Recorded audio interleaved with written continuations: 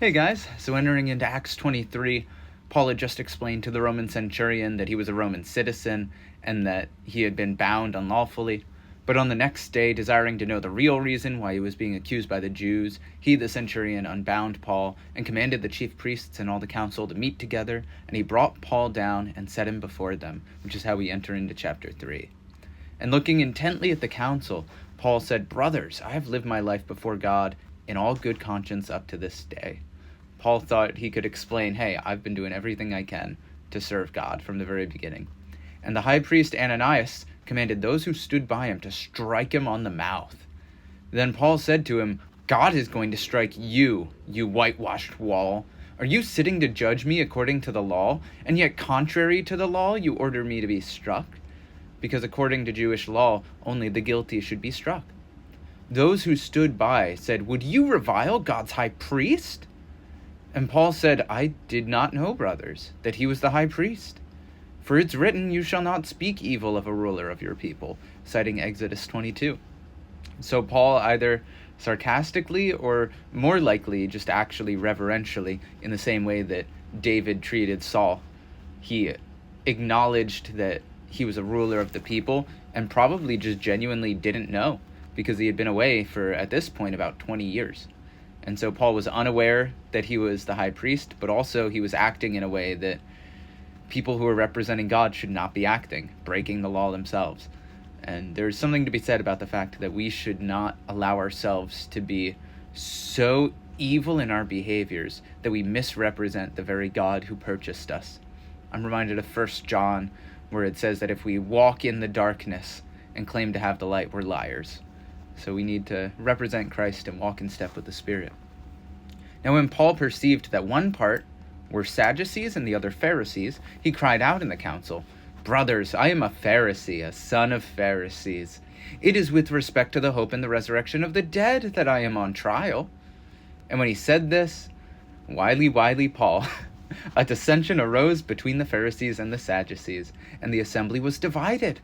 For the Sadducees say there is no resurrection, nor angel, nor spirit, but the Pharisees acknowledge them all. Then a great clamor arose, and some of the scribes of the Pharisees' party stood up and contended sharply, "We find nothing wrong in this man. What if a spirit or an angel spoke to him?" And when the dissension became violent, the tribune, afraid that Paul would be torn to pieces by them, commanded the soldiers to go down and take him away from among them by force, and bring him into the barracks. There's something important about knowing who our audience is. Paul was a very good orator, mentioned many times already. He studied under Gamaliel as a good rabbi. He was very good at speaking and knowing his audience, and that's something we should keep in mind too. I believe it's the end of either Philippians or Colossians where it says that we should always be prepared to give an answer to every person. That is not even just any particular question, but how to answer each individual. And Paul did that consistently. Like I, again, mentioned many times, 1 Corinthians 9, he says he became as the Jews to win the Jews. And so here he knew that there was Sadducees and Pharisees, and he wanted to win the Pharisees over to his side by pointing out, hey, I'm attesting to the resurrection. The following night, the Lord stood by him and said, "Take courage. For as you have testified to the facts about me in Jerusalem, so you must testify also in Rome." So even though he had almost been killed by these people in this riot, as it said, afraid Paul would be torn to pieces, he does get comfort and peace through Christ telling him, hey, you will make it to Rome. When it was day, the Jews made a plot and bound themselves by an oath neither to eat nor drink till they had killed Paul. Speaking of Saul, Saul did a very similar thing with the Philistines. If anybody eats, then they will be killed. There were more than 40 who made this conspiracy, and they went to the chief priests and the elders and said, "We have strictly bound ourselves by an oath to taste no food till we have killed Paul. Now, therefore, you, along with the council, give notice to the tribune to bring him down to you, as though you were going to determine his case more exactly, and we are ready to kill him before he comes near." This is just absolute wickedness, using their own lives as pawns in their game so that they can say, hey, it's either us or Paul. Like, that's such a wicked, ungodly thing to do. Like, you can tell the hatred that they had for Paul in their heart, and ultimately the hatred for Christ, whom they were persecuting through that. And now the son of Paul's sister, so his nephew, heard of their ambush, so he went and entered the barracks and told Paul.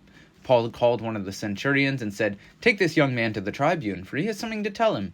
So he took him and brought him to the tribune and said, "Paul the prisoner called me and asked me to bring this young man to you, as he has something to say to you." And the tribune took him by the hand, so probably a young kid, and going aside asked him privately, "What is it you have to tell me?" And he said, "The Jews have agreed to ask you to bring Paul down to the council tomorrow, as though they were going to inquire somewhat more closely about him. But do not be persuaded by them, for more than 40 of their men are lying in ambush for him, who have bound themselves by an oath neither to eat nor drink till they have killed him. And now they're ready, waiting for your consent." So the tribune dismissed the young man, charging him, "Tell no one that you have informed me of these things." And then he called 2 of the centurions and said, "Get ready 200 soldiers with 70 horsemen and 200 spearmen to go as far as Caesarea at the 3rd hour of the night, and also provide mounts for Paul to ride and bring him safely to Felix the governor." And he wrote a letter to this effect. And already notice, Paul is getting that protection immediately. God is now providing him not only with freedom from the crowd immediately, but 200 spearmen, 70 horsemen, 200 soldiers. He's got the whole entourage. Like, this is not probably what he would have been expecting, but this is what God was providing for him through the centurions and through Felix the governor. And he wrote a letter to this effect. "Claudius Lysias, to his excellency the governor Felix, greetings.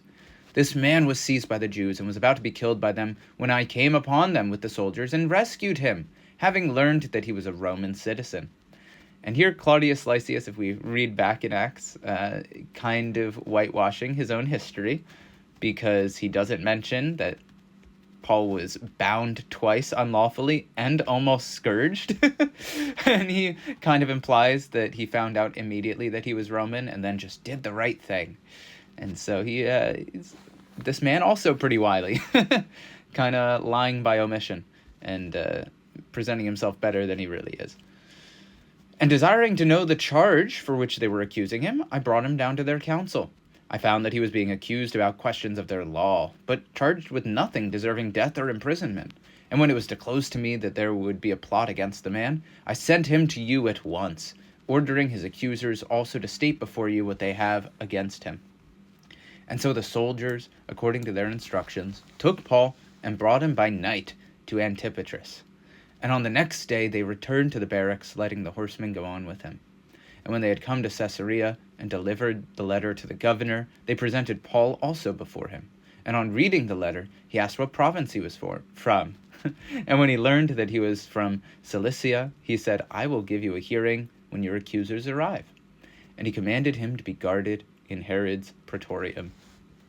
Chapter 23 is very wordy. Let's say that. There's a lot that happens. I mean, from the start of it, we have Paul before the entirety of the council. We have a dissension where he takes over by knowing his audience with the Pharisees, by causing a dissension intentionally so that he could get half of them on his side. There's the plot to kill him.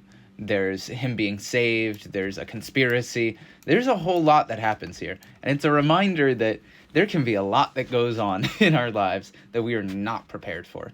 Sometimes God will throw us in the midst of situations where it just feels like everything is chaotic. And yet, at least here, we have this clear indication of, hey, you have a mission. God still has more for you. And he was going to make it to Rome.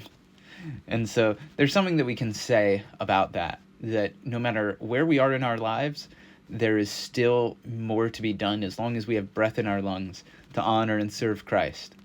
And so let's take a step back and wonder, how can we serve God?